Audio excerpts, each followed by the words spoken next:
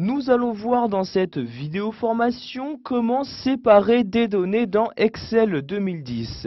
Cela vous servira par exemple pour ne pas avoir à réécrire les différentes données dont vous avez besoin.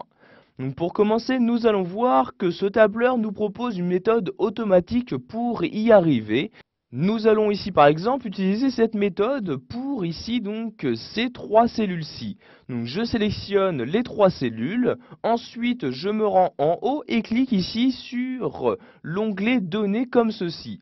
Nous allons ensuite utiliser donc l'outil convertir, je clique donc dessus et une nouvelle fenêtre s'ouvre.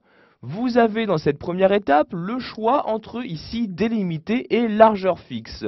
Si vous choisissez largeur fixe, c'est vous qui allez devoir définir vous-même la limite, donc à partir de quel caractère vous souhaitez donc séparer les données.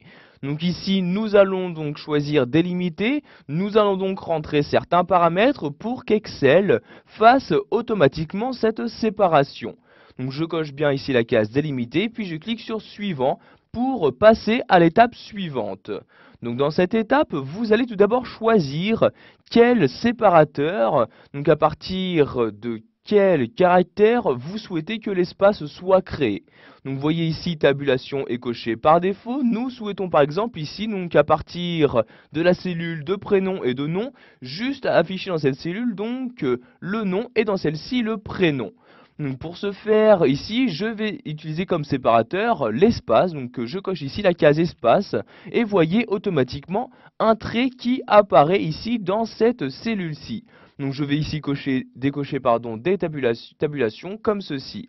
Vous voyez maintenant donc le trait apparaît bien ici, ce qui veut dire qu'il y aura bien donc une séparation entre ces deux mots-ci. Maintenant, je vais cliquer sur suivant pour passer à la dernière étape.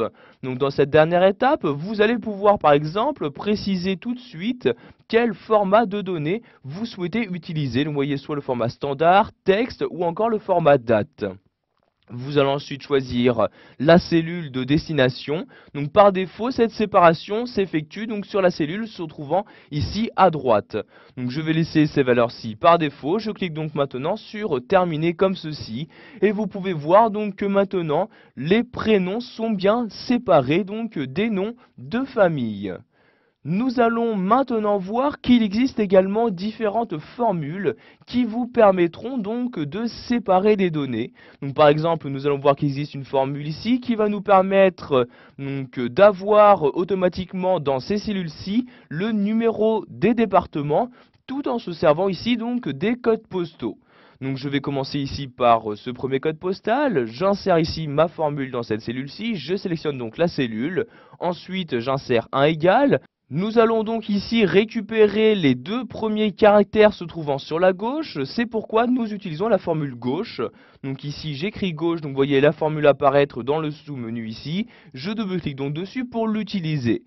Comme premier argument, vous allez préciser donc à Excel quel texte, donc à partir de quelle cellule vous souhaitez utiliser cette formule. Donc ici je vais utiliser cette cellule-ci, je clique donc dessus pour la sélectionner et vous la voyez ici apparaître dans la formule. Maintenant j'insère un point virgule et vous allez maintenant préciser combien de caractères vous souhaitez donc copier dans cette cellule-ci. Donc ici par exemple pour le numéro de département, je vais juste copier les deux premiers caractères se trouvant sur la gauche. Ensuite je peux fermer la parenthèse de la formule et appuyer sur la touche entrée de mon clavier. Et comme vous pouvez le voir, j'ai bien maintenant le numéro de département correspondant au code postal qui s'affiche donc dans la cellule sélectionnée. Je vais maintenant automatiser cette formule pour que celle-ci s'adapte sur tous les codes postaux donc ici présents. Donc je sélectionne ici donc la cellule avec la formule et je l'étends donc comme toute autre formule comme ceci. Je lâche le clic de ma souris et j'ai pu donc grâce à cette formule en très peu de temps avoir donc tous les numéros des départements. Donc si vous souhaitez maintenant donc faire de même, mais cette fois-ci, donc copier les caractères se trouvant sur la droite, sachez qu'il existe également la formule droite. Voilà, vous avez maintenant la possibilité de séparer des données dans Excel 2010 en utilisant la méthode automatique ou une formule proposée par ce tableur.